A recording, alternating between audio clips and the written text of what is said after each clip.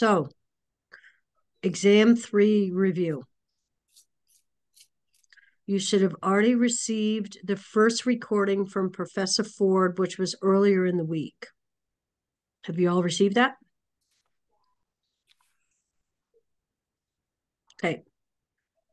So this would be the second recording, and then there's a third one on Sunday, right?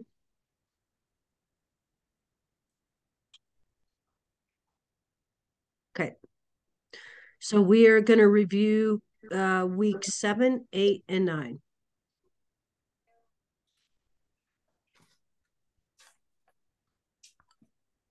Okay. Anybody have any questions before we get started? Don't worry about putting your names in the chat. I get a report at the end of the review that will go to Dean Brown and your instructors. Okay? Anybody have any questions before we get started? So, same kind of exam, 50 questions, 5 math questions.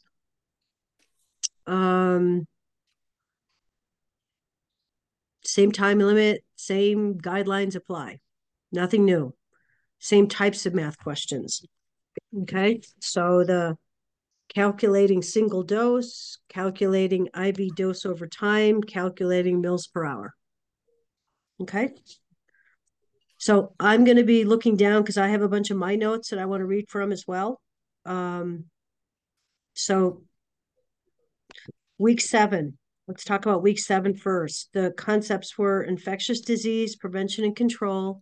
Let me bring up my...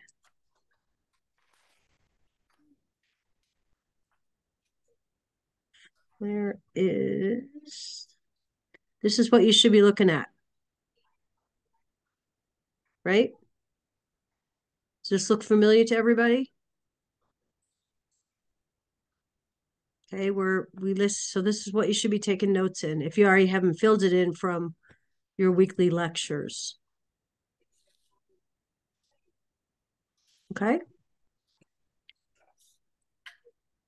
So, okay, week 7, we're going to cover infectious disease prevention and control, HIV, TB, and STDs, and then bioterrorism and disaster.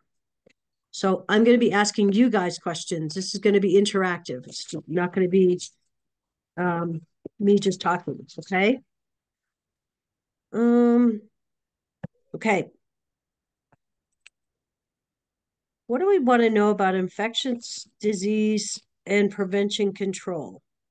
First thing we want to know is that there are requirements for reporting, right? All the way from the federal level to the state level to the local level.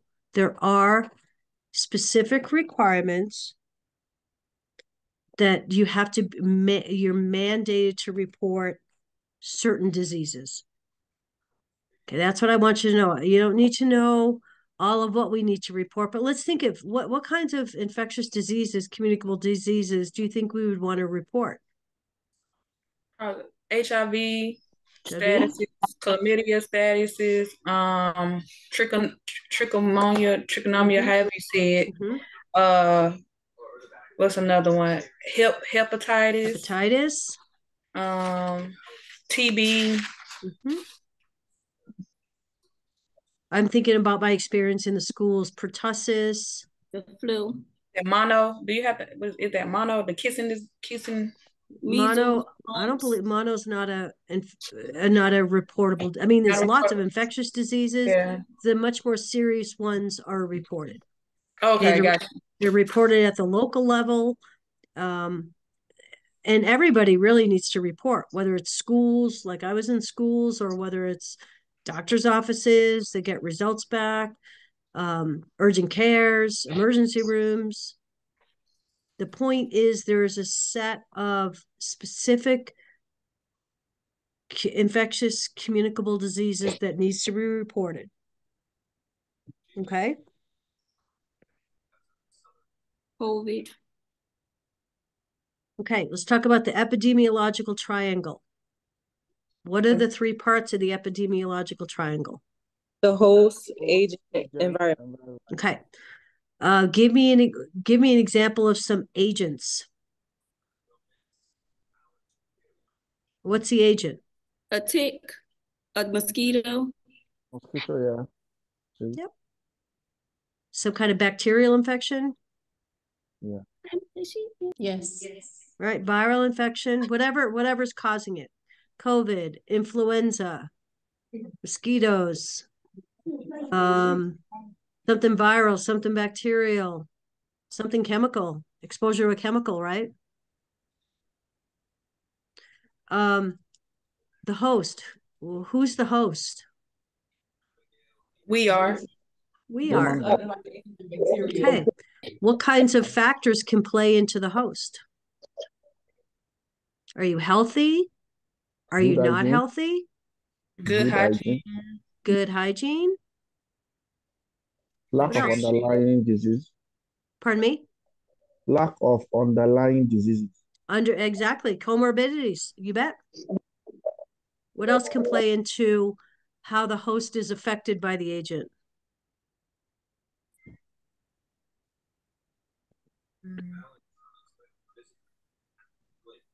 Your nutrition, is that same as healthy? Yep. So how healthy or unhealthy is that host? And the environment? What contributes, what can be an issue, or what kinds of things do we think about in the environment then that can cause a specific severity of illness Not getting with your the age? vaccine, Go ahead. not getting vaccinated. Okay. Well, that's more with the inactive, host. That's more with the host, I thought right? we were talking about hosts. No, we're on environment. Oh, okay, never mind. Oh, That's never okay. mind. Environment. Where are you located when you're exposed? Are you at home? Are you in the school setting? Are you in the emergency room? Are you in a long-term care facility? Are you in wherever?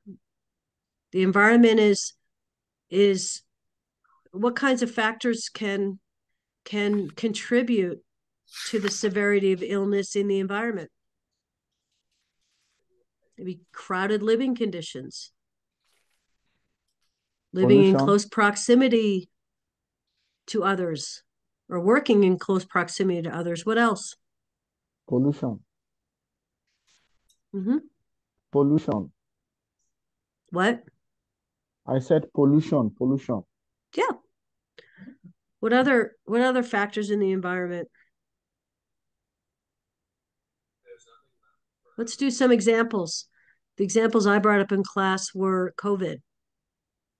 Let's say the agent's COVID. You have a couple of different hosts. Let's take healthy kids as the host. And let's say the school setting as the environment. Okay, these are healthy kids, school setting, COVID, right? The kids in the school that are healthy don't have other comorbidities, are going to be, they have a mild case, right? What about the kids who are immunocompromised or haven't had vaccines? Are they at risk for developing a more severe case? Say it one more time. Which part? The last part. Let's say that you have kids in school, some kids are healthy and others are immunocompromised. Depending on their health is going to depend on how they react to that agent. So yeah, so like if they got asthma, Yeah, let's say severe they got asthma, asthma. Let's say they're getting chemotherapy. yeah, You know, those they done immunocompromised had a kids. transplant. Exactly. Exactly. Let's take another scenario with COVID. COVID's your agent. Let's say your host is an elderly person that's in a nursing home. Dehydration, if they don't, they don't have adequate fluids Right. running through them. If Right. they're Right. they Well, had cancer, Well, what about an elderly person in a nursing home with the agent COVID? What's that gonna potentially produce? Probably infection, a much yeah, sicker client, right? yeah, So again, when you think of the epidemiological triangle, you think of the agent, you have to have an agent to infect a host, and whatever environment they're in and whatever is going on in that environment is going to play a role in the severity of how that illness manifests.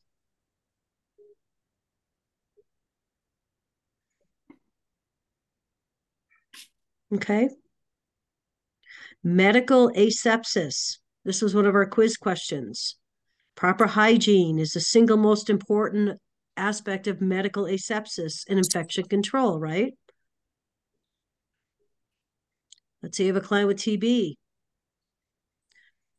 N95 masks, correct? Private room or negative pressure room. If it's an airborne disease, I'm thinking TB. What about, this was a quiz question, what about in-home contact precautions? What do we need? We need gloves, right, to prevent any contact with any kind of secretions during a dressing change. How do you handle soiled linens or soiled clothes? What do you have to do? You have to dispose of it in a securely tight plastic bag. Okay, exactly. Let's talk about hepatitis. Is hepatitis viral or bacterial? It's viral. Viral. What does that mean? Can it be treated with antibiotics? No.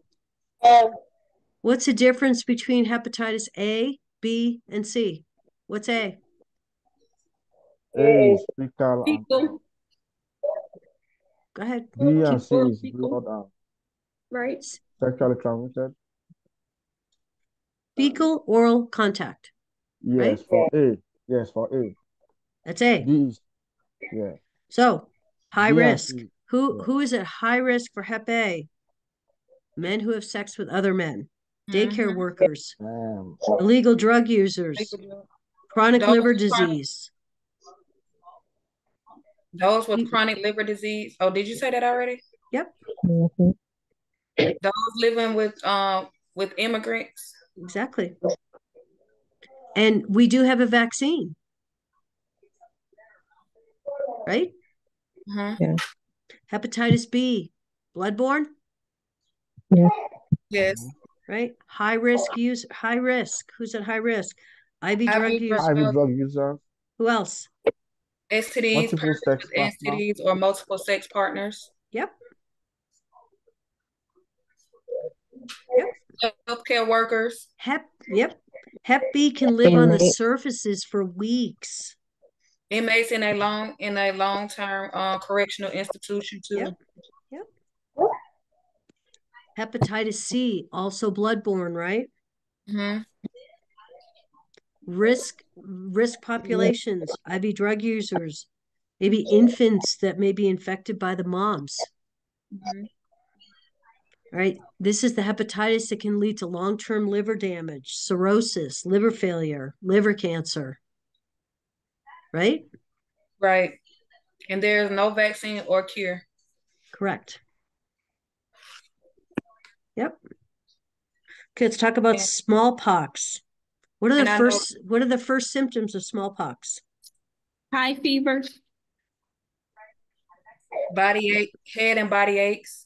Yep. And maybe some vomiting. Vomiting. Is smallpox contagious? Yes, Miss Marva. For the hepatitis C, the most common people are dialysis patients, right? That can get Not it. most common, but it is a common population, yes. Okay. Smallpox, contagious, not contagious? Contagious. It's contagious. Okay. Rash, I'm reading from my notes here. Rash starts as red small spots on the tongue and the mouth. That rash turns into sores.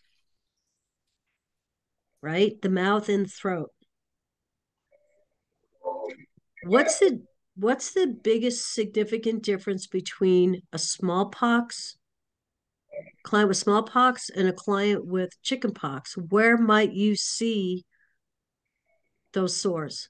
in a The smallpox soles of on the line. feet on and the smallpox, palms of the The hands. hands, the the palms of soles of the the palms of the hands. Exactly. Exactly. feet. Okay, let's talk about HIV. Bloodborne infections spread by sexual contact, sharing of needles, and can potentially be spread vertically through breast milk and pregnancy.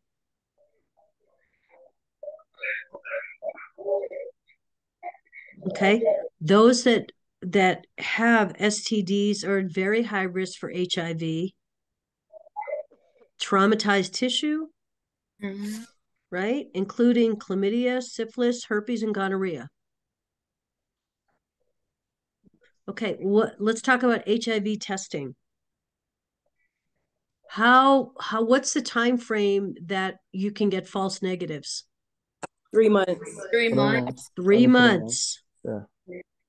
All right, so that's why that testing has to be repeated in 3 months. Right? Those initial tests may not be accurate and pick up on the last 12 weeks. Right? Mm-hmm. Okay. HIV infected people who live near one another or live in crowded conditions, say correctional facilities, they have to be screened and they have to be non-infectious to be admitted, let's say, into a correctional facility, right? Because an HIV person is much more susceptible to other common infectious diseases, which you find in correctional facilities, say TB. So I got a question. So do they be in gen population or when in correctional facilities if they are positive with HIV or TB? Since they are in close proximities with others, or you don't know? I think in TB, they're going to have to be separated. But if they're HIV positive, but not currently infectious, it would seem okay for them to be in the general population. But if you're Okay. actively infected with TB, not so much. Okay. Okay. Let's talk about TB. How is it spread? TB. Airborne, airdrop, Airborne airborne. droplets. Airborne droplets. Oh, nice. And we all know the process of screening, right? Mm-hmm. You start with the skin test. Mm-hmm. If that skin test is positive, Chest x-ray. chest x-ray. Okay. And we talked about N95. Filter respirator mask is worn by anybody entering the room of the patient with primary TB. Mm-hmm. And the patient should only leave the room for essential activities. Okay. But with the mask, correct? Yes, absolutely. STDs. There were a couple that are mentioned that I want to mention: chlamydia and gonorrhea. Both are bacterial. Both can be spread through sexual contact. Both are treatable with antibiotics because it's bacterial, correct? All sexual contact should be stopped until treatment is completed. Another important factor with STDs is all sex partners in the last 60 days should be contacted. They should be tested and they should be treated. And these particular STDs sometimes can be asymptomatic, right? Mm-hmm. And the other high risk with these two in particular is they can cause pelvic inflammatory disease, which can create a whole set of problems, lead to infertility, endometriosis, maybe pelvic adhesions. Syphilis, on the other hand. Okay, syphilis moves through your lymph system, kind of like flu-like symptoms. If you're doing blood work, typically your positive diagnosis or your positive result is going to be when your syphilis is in the second stage. Okay, another important fact about syphilis, if it's not treated with antibiotics in the primary or secondary stages,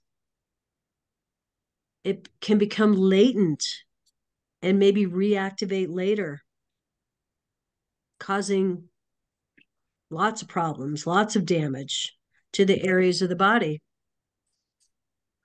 Okay, once it gets to the third stage, it's not really curable at that point.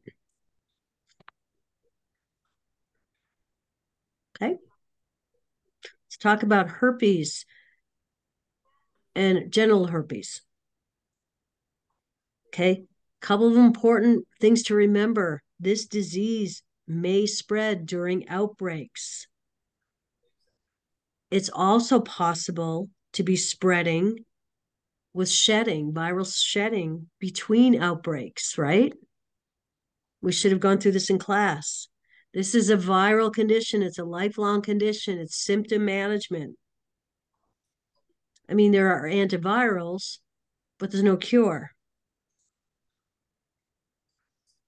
Proper hand hygiene, important to prevent both further spreading of the virus and maybe introduction to the affected areas or the sore areas. It's always contagious. We know it's not limited just to the genital area. Okay, blisters, ulcers can last for several weeks.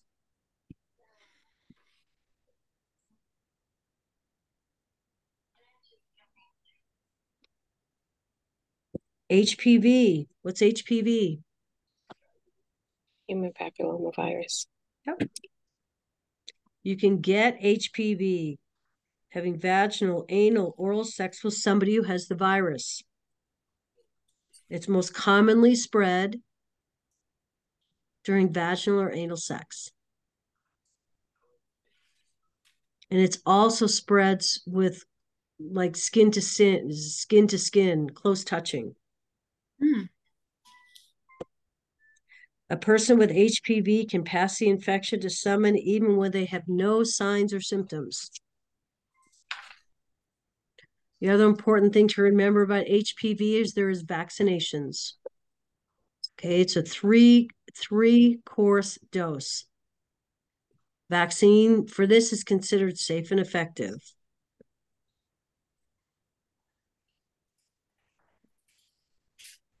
Okay, but as we know with vaccines, it will protect against most HPV infections, but not all. There is no cure for HPV Correct. and herpes. Okay. Correct. Only vaccination. Okay, so a vaccination can prevent you from getting getting most of the HPV infections, but not all. I have a question. It's not related to this exam, but how old should you be when you have your first, as far as adolescence? Because I know it used to be like 14 9 and years I was told old. that now it's 9. 11. 9. Oh, now it's 9. Okay. 9. Okay, let's move to bioterrorism and disaster. We have two kinds of disasters. What are they?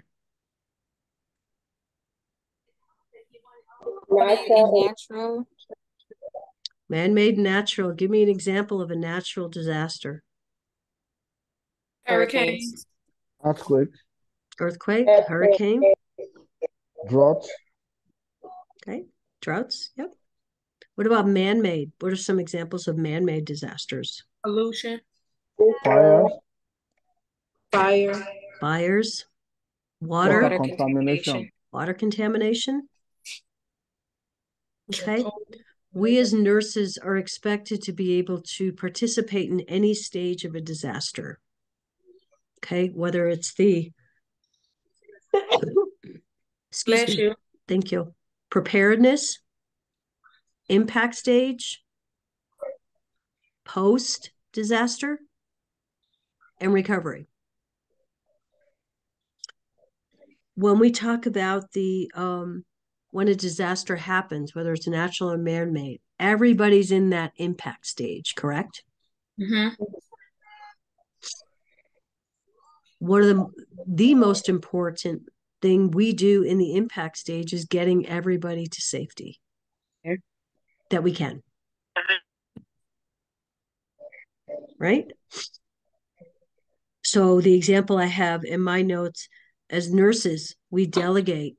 If we're in the middle of a disaster, we're delegating to whomever that we are trying to get patients out of that disaster area into a central location for safety so that we can start to begin to do our assessment and our triage.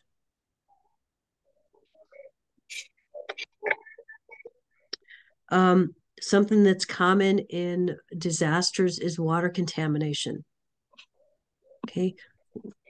When do we deem water as safe to drink? By boiling it for 3 to 5 minutes. 3 things: boiling 3 to 5 minutes.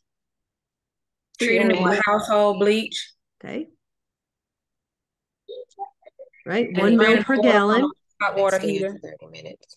And draining water from the hot water Heater. tanks or heaters.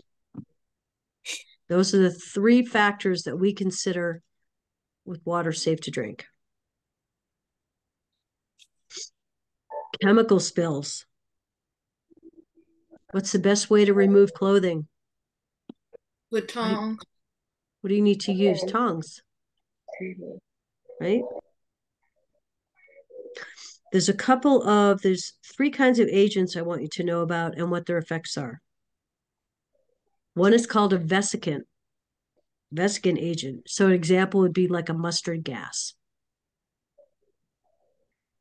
The most common and severe side effects are skin. In the eyes. And respiratory. respiratory. Right? We also have a nerve agent. Let's say a sarin gas. Respiratory. Severe respiratory. Mm-hmm. Right? Severe respiratory. And then the third would be a blood agent, like a cyanide poisoning. Mm-hmm. It'd be skin and respiratory. Skin and respiratory. Okay. Okay. Any questions about any of those concepts? Let's move into week 8. Home care, community resources, and case management. And the care of the complex chronic illnesses. Home health. What's home health? What's the difference between home health and acute care? Home health is at home. Okay. In your own personal environment. Mm-hmm. What else is the most important thing? So it's in your home.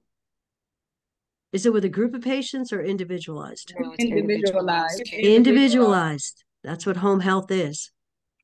Okay. In the client's environment, wherever that may be, and it's individualized.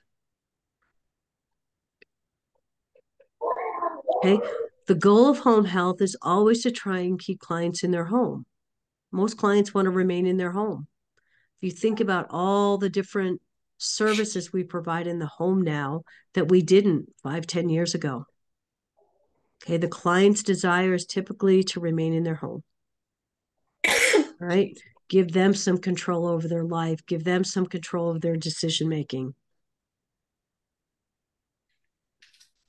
When we talk about doing an initial assessment for a home health client, well, how is that different from, say, doing an assessment in an acute care setting? What's different? You have access to advanced equipment for assessment. Say that again. You have access to advanced equipment for the assessment. Okay. How is it different though? How? Because Client's home.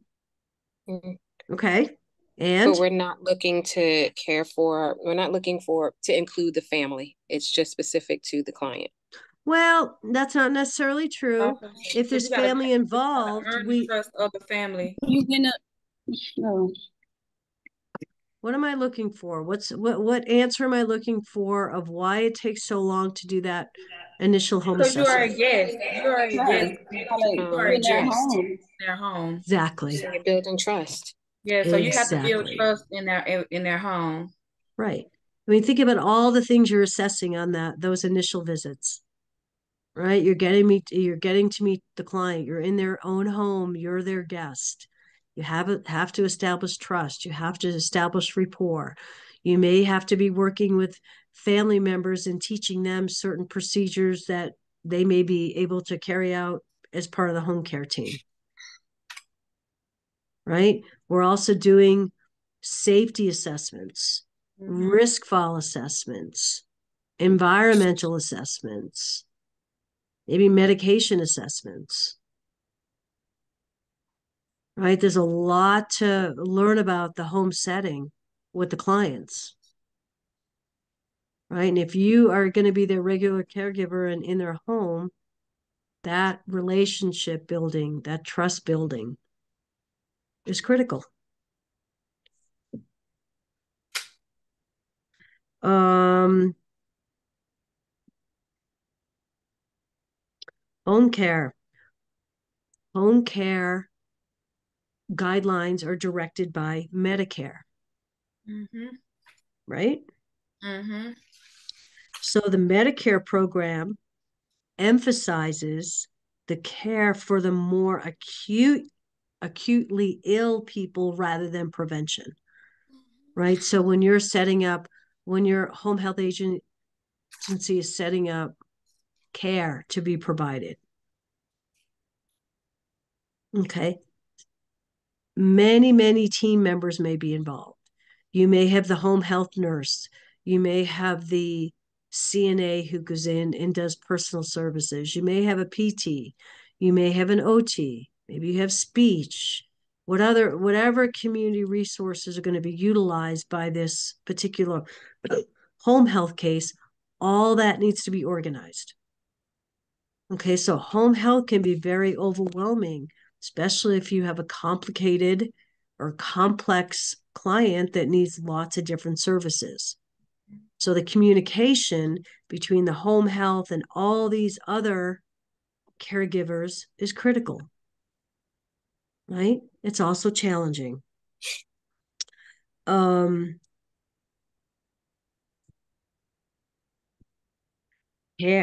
health can be in-home care. It can be on a consulting basis. Maybe somebody comes in once a month to do an assessment. It can be through telehealth with physicians or caregivers over the phone. There's lots of ways we can conduct home health. Okay. Sharing information from one healthcare setting or provider to another is critical for the community-based care. As these clients are, let's say, we'll next talk about case management, but think about the discharge nurse in the acute care facility. Okay, remember we always talk about discharge planning always happens at admission, right? Because you're always thinking about what this if the desired goal is to get home, what is that client you're gonna be working throughout the whole admission of what is that client gonna need when they go home? What kinds of services, what kinds of equipment, what kinds of follow-up, what kinds of appointments, right? So that communication from the acute care setting into the home setting is critical for a successful transition. As home health nurses, community resources are critical for us to know about. Each client or family that we work with is going to require different services.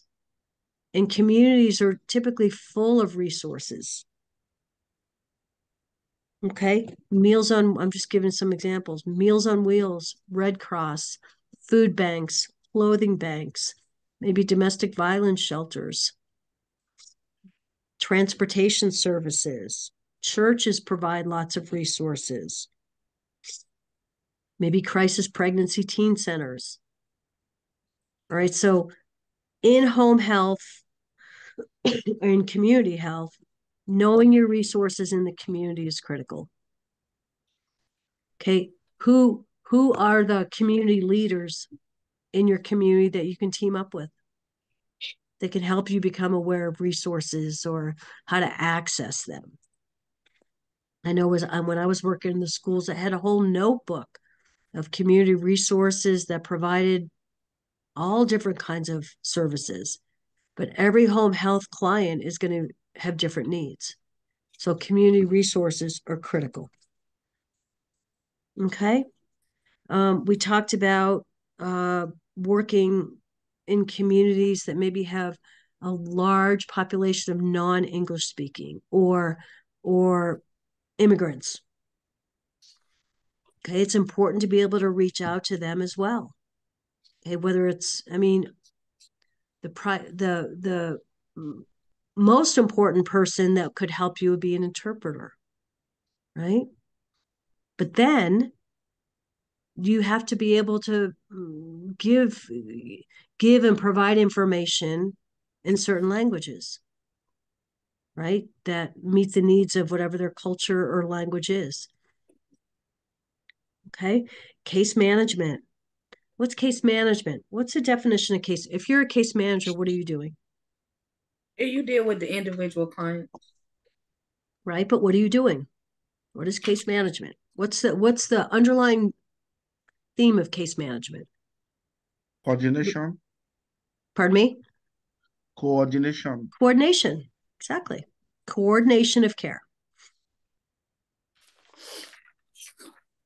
Okay, so there are case managers in every area of healthcare. You may have a home health case manager. You may have a discharge case manager. You may have, case managers, you may have a case manager in occupational health. Okay, case managers, we can't case manage everybody. Case managers are typically reserved for the much more complex client that has multiple needs. All right, so let's say I use this example in class. Let's say you have a client that's just had a cardiac surgery, triple bypass, or a stroke. Okay. And they're getting ready to transition from acute care to home. Patient A has family members they live with. Okay, that can help them cook, can help them clean, can help them grocery shop, can help them get to appointments, provide them transportation, help them setting up follow-up care and appointments. Patient B lives alone. They need a case manager. Okay. Patient B is going to be the one that needs to be case managed, correct? Because you're going to have to try and set up whatever services they're going to need. If the end goal is going home, what services do they need? Maybe they need transportation services. Maybe they need personal care services, right? So case management is reserved for the complex chronic clients. Okay? Excuse me. Yeah. Is there any more difference between case manager and social care worker? Because I think their function almost like the same. Say that again.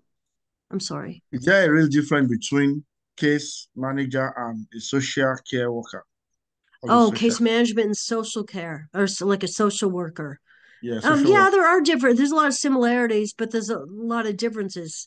So social workers are also assessing, let's say, the mental status and the capacity for clients to make that transition to home. There's a lot of similarities, but there are some differences. Like a social worker is not going to set up a medical supply company bringing oxygen into the home, or that's going to be the case manager. But that social worker is part of that case management team. Okay. Does that help? Okay. Communication. We talked about the difference between collaborating, assertiveness, cooperation, and compromising. So the case manager is going to utilize lots of different styles of communication. Okay, so if you're given a scenario, you need to be able to identify which type of communication that is. So when we're collaborating, right, we're trying to work with others towards a solution. So we're collaborating. That meets both parties. So collaborating is good. If we have to be communicating in an assertive way, assertiveness is essentially presenting your own needs. Being assertive. I want this for my patient. My patient needs this service in the community. When we're cooperating, communicating in a cooperative way, okay, not only are we understanding, but we're trying to meet the needs of others. We're trying to cooperate. We're understanding the needs and understanding and trying to meet the needs of others. When we're compromising, okay, we're trying to find a mutually acceptable agreement or come to a mutually accepting agreement that satisfies everybody. It may not be the best scenario for a certain party, but we're compromising. We're trying to meet the needs or trying to satisfy the needs of both parties. Okay. Case management competencies. We need to have knowledge, follow knowledge and skills, community resources, which we talked about. Case managers may also be working with insurance companies, all right, to get certain medications or certain treatments approved. So some kind of, you need to have financial knowledge, obviously good oral communication skills. The other thing that's critical in case management is documentation. It's like home care. Case management can involve many different entities. Okay, so accurate and factual documentation is critical because everybody in the group that's working with this client can read those documents, can read those assessments, can read those reports. Right? They have to be accurate and factual.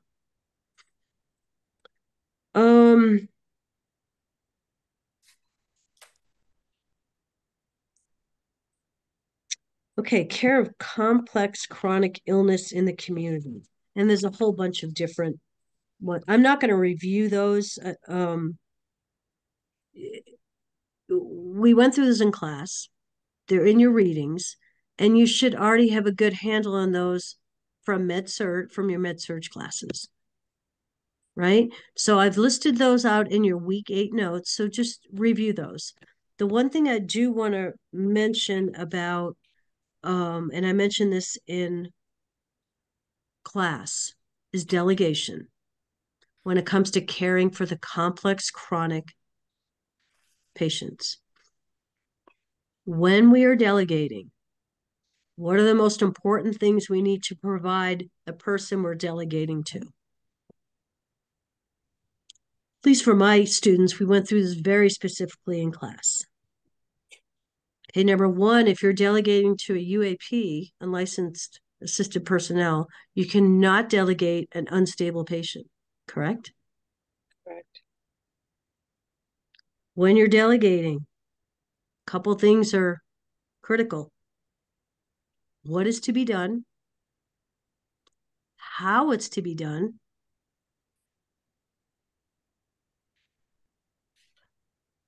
what do you want them to report back to you as a potential red flag or an issue, and what needs to be documented. That information must be provided to that UAP. Remember, whenever you're delegating, they're working under your license, so you are responsible. Okay?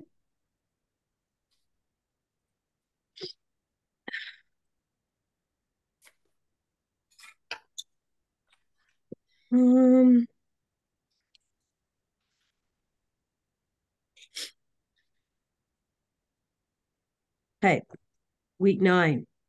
We just covered this week. Human abuse and violence, cultural influences, nursing. When we talk about intimate partner homicide, we covered this week. What is the biggest risk factor for an intimate partner homicide? Let's say somebody has killed their partner, intimate partner homicide. What's the biggest risk factor? For all of you I had in class today, what's the biggest risk factor? Previous domestic violence. Previous domestic violence incident.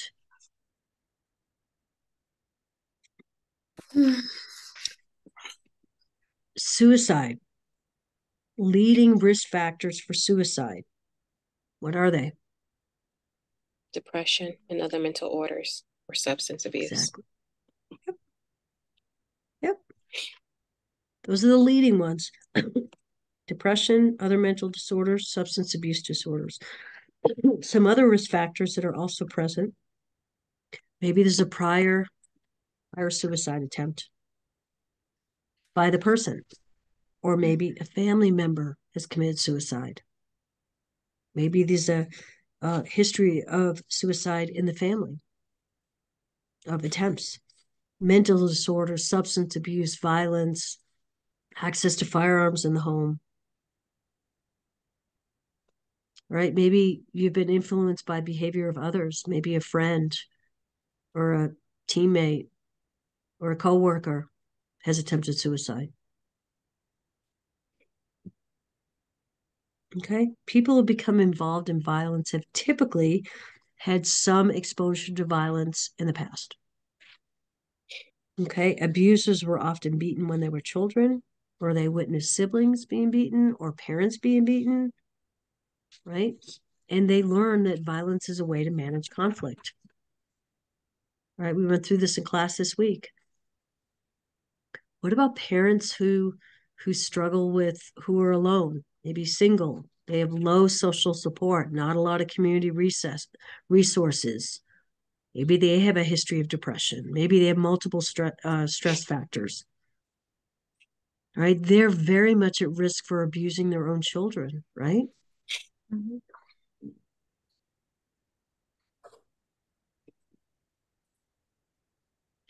Physical neglect. Let's talk about physical and emotional neglect. Physical, failure to provide for the basic needs, right? Food, clothing, shelter, hygiene. And one of our quiz questions asked this. The last one was medical care, right? Mm-hmm. Emotional neglect, on the other hand. The absence of basic nurturing, basic parenting, basic acceptance, caring for the essentials of, say, healthy development, getting them to routine doctor's appointments, screenings, vision hearing, screening hearing, ensuring that they're being monitored for their milestones of growth and development. So that's a big difference. And then cultural influences nursing. What's cultural competency? What's cultural competency?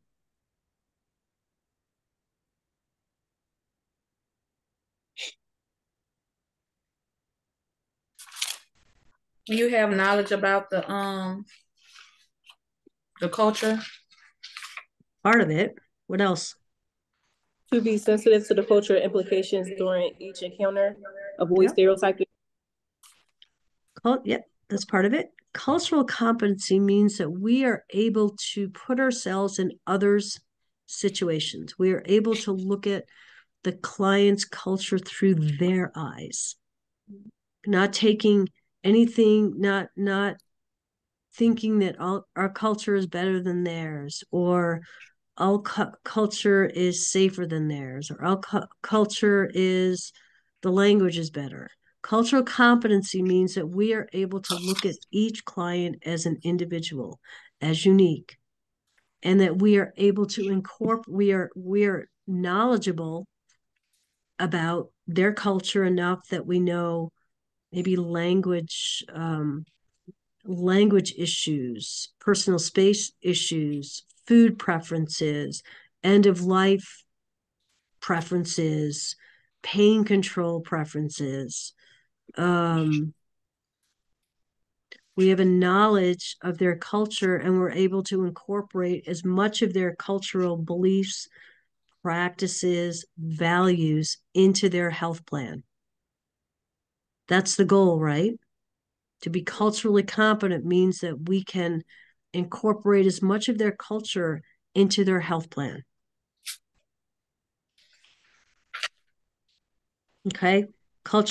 When we talk about culture, differences, similarities, language, touch, personal space, body language, perceptions of health and illness.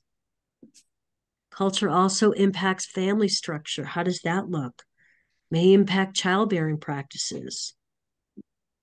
And remember, different cultures have different time. They may be future oriented, they may be present oriented, they may be past oriented. Right? So nurses must approach each patient as completely unique in learning the patient's culture through how? Observation, assessment, asking, dialoguing.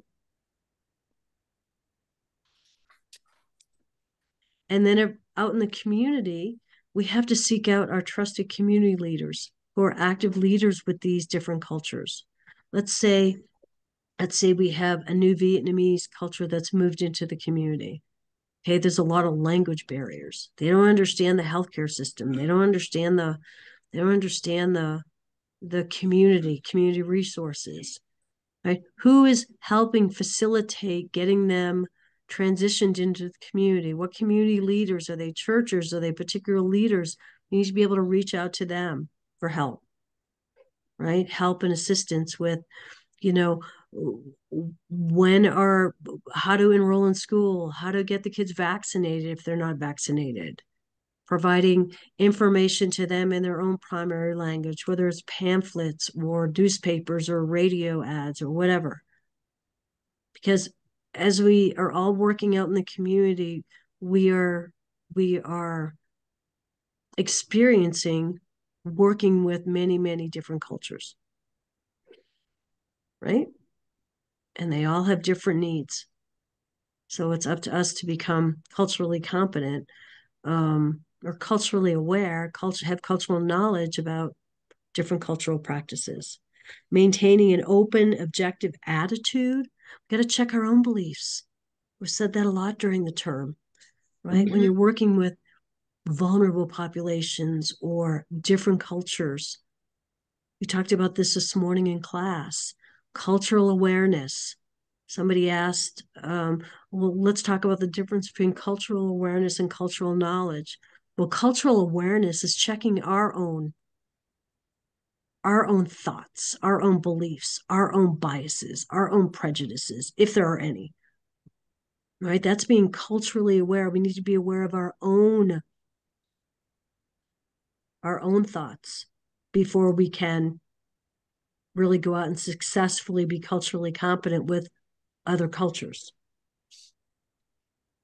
Right? Nurses who do lack cultural knowledge or cultural competence are really going to have a challenging time caring for clients of different cultures. Right? And that's where that cultural conflict comes in. There may be misunderstandings or miscommunications. Maybe we don't know enough, but we have to ask, right? Because the ultimate goal is incorporating as much of their culture into whatever the plan of care is. Right? So that would go for home health nurses, that would go for case managers, that would go for any kind of community-based nurse. Right? It's part of our journey as nurses. I was telling my class this morning that I've been doing this for 40 years. I've come across a lot of cultures and learned a ton about different cultures.